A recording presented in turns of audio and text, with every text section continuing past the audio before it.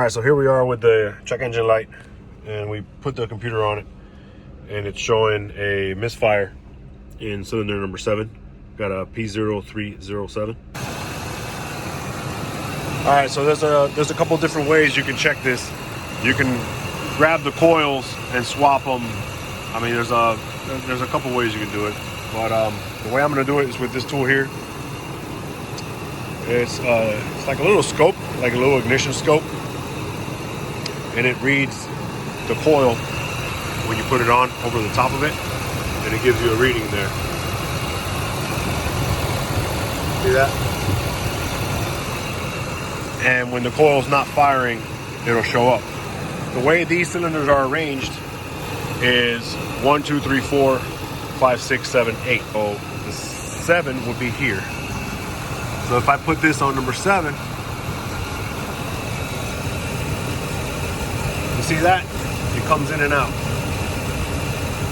That right there is telling me that it's got a misfire. And if I go and I put it on one that I know is good,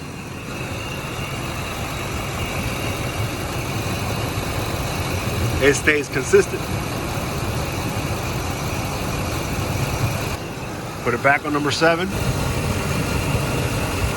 It cuts out.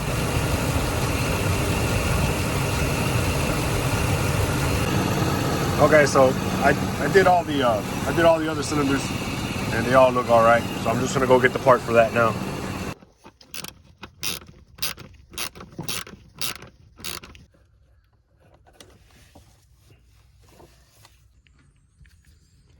Out with the old, in with the new.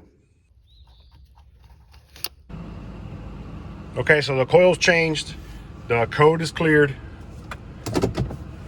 no more misfires. Do a little power brake test to make sure it's not misfiring anymore. It's got plenty of power, not misfiring. Sounds good. We're done. Boom, it just came back. It started misfiring under heavy load, and the check engine light came on, and now it's a continuous misfire. There's cylinder number 8, and you can see what it's doing. It's very inconsistent.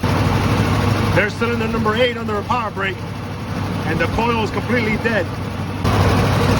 I disconnected